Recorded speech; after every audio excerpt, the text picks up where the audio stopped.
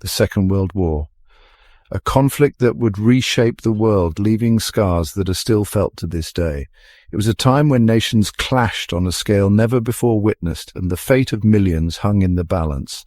A global conflict of, well, truly unprecedented scale and ferocity. Cities were reduced to rubble, families torn apart, and the very fabric of society was tested by the relentless march of war. From the deserts of North Africa to the frozen forests of Russia, the world was engulfed in chaos. While battles raged on land and in the air, a silent and deadly struggle unfolded beneath the waves.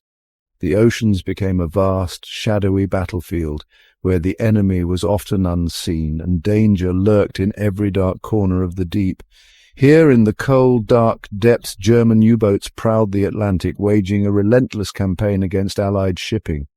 Their mission was simple but ruthless: to cut off vital supply lines and starve Britain into submission, no matter the cost. This was a new kind of warfare, one fought in an eerie silence, punctuated by moments of sheer terror.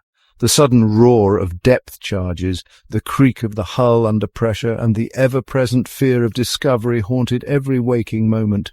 The men who served on these submarines faced immense pressures, both physical and psychological. Days and nights blurred together in the dim, artificial light, as the crew endured long patrols with little rest, always alert for the slightest sign of danger.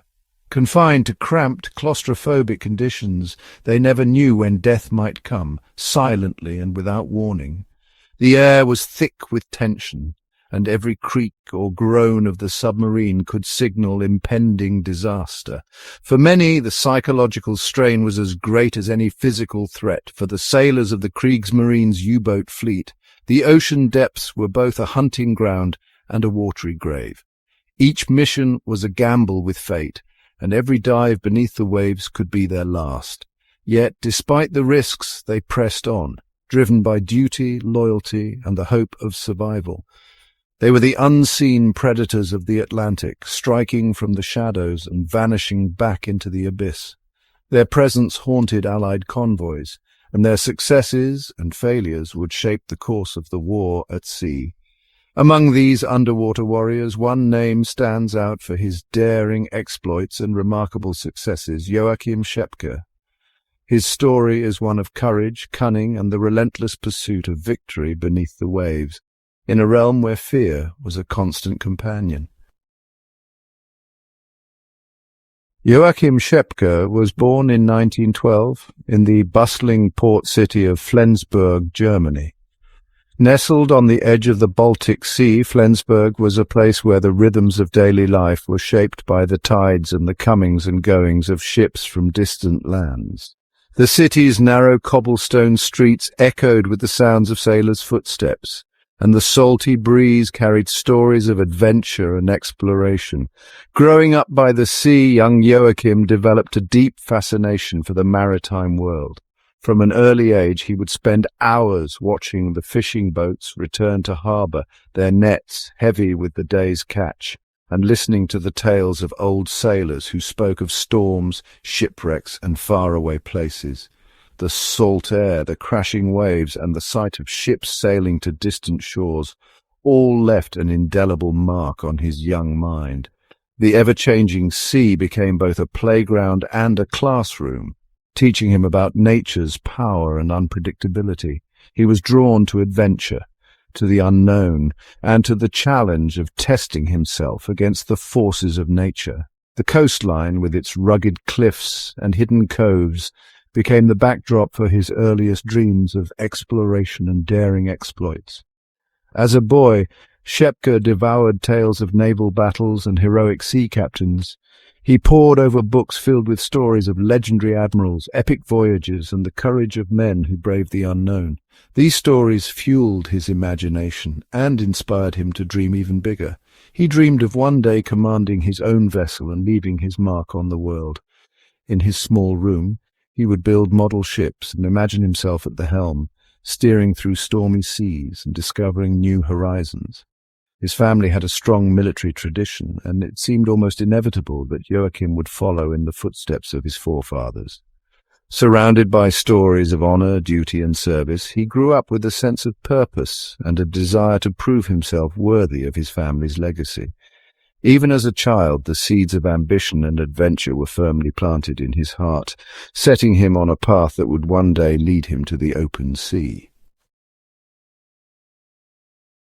In 1930, at the age of 18, Schepke joined the Reichsmarine, the navy of the Weimar Republic. Germany's defeat in World War I had left its navy a shadow of its former self. The Treaty of Versailles, imposed on Germany by the victorious Allies, had severely restricted the size and capabilities of the Reichsmarine. Despite these limitations, Schepke was determined to make his mark. He excelled in his training, demonstrating a natural aptitude for seamanship and navigation. His superiors quickly recognized his potential and marked him out for a promising career. Schepke's ambition and drive were evident from the start, and he was determined to rise through the ranks. With the rise of Adolf Hitler and the Nazi Party, Germany began to rebuild its military might, including its navy, which was renamed the Kriegsmarine. The Treaty of Versailles had once imposed strict limitations on German rearmament, but now, under the new regime, those restrictions were cast aside. The German naval fleet, once diminished and outdated, was rapidly modernized and expanded, becoming a symbol of national pride and ambition. The harbors buzzed with activity as new ships were launched and old ones refitted, signaling a new era for the German navy. For ambitious young officers like Schepke, it was a time of both opportunity and uncertainty. The navy offered a path to adventure, prestige, and rapid advancement, but it also demanded unwavering loyalty and discipline. Naval academies brimmed with eager cadets, all hoping to distinguish themselves in a rapidly changing world. Schepke, driven by a sense of duty and a desire to serve his country, stood out among his peers for his determination and sharp intellect. The world was watching as Germany cast off the shackles of Versailles and asserted itself on the international stage. International headlines buzzed with concern and speculation about Germany's intentions. Political rallies and speeches stirred the German public, while diplomats debated the future of Europe in tense meetings. The atmosphere was charged with both hope and apprehension as the balance of power began to shift. Amidst this backdrop, Schepke volunteered for the U-boat service, a decision that would shape the rest of his life. The U-boat arm was considered elite, attracting those who craved challenge and adventure beneath the waves. Life aboard a submarine was grueling and dangerous, but it offered the chance to make a real impact in the coming conflict. Schepke's choice marked him as both courageous and ambitious. U-boats were seen as the weapon of the future, capable of striking at the heart of an enemy's maritime power. These stealthy submarines could slip past enemy defenses, disrupt vital supply lines, and change the course of naval warfare. The German High Command placed great faith in their U-boat fleet, believing it could tip the balance in Germany's favor during any future conflict. Schepke's skills and determination shone through, and he was soon given command of his own submarine, U-100. As a young commander, he faced immense responsibility, leading his crew into the unknown depths of the Atlantic. His leadership, tactical acumen, and unwavering resolve would soon earn him a reputation as one of the Kriegsmarine's most promising U-boat captains. Life aboard a German U-boat was, honestly, just harsh and unforgiving. The cramped conditions, the lack of fresh air and natural light, and, well, the ever-present danger took a heavy toll on even the toughest sailors. The submarines were often referred to as iron coffins, which really says a lot about the perilous nature of their missions. Despite all these hardships, Schepke and his crew faced the challenges with grim determination and a dark sense of humor.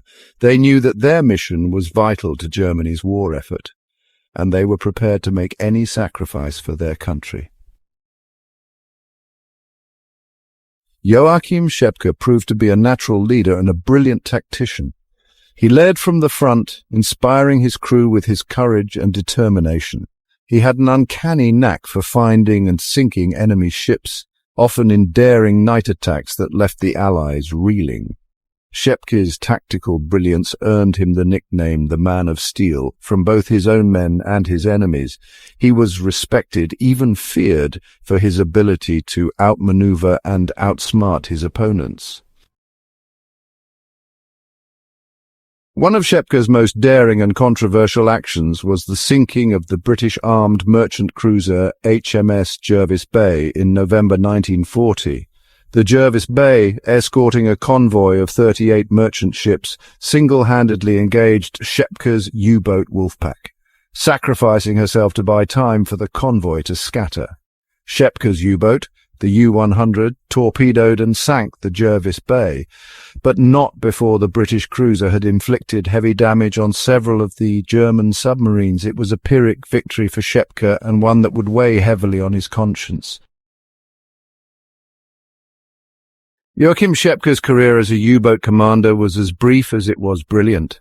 On March 17, 1941, during an attack on a convoy off the coast of Iceland, Schepke's U-boat, the U-100, was detected and sunk by British warships. There were no survivors. Schepke was 28 years old. Despite his relatively short career, Joachim Schepke left an indelible mark on the history of naval warfare. He was one of the most successful U-boat commanders of World War II, credited with sinking 37 ships, totaling over 155,000 gross register tons.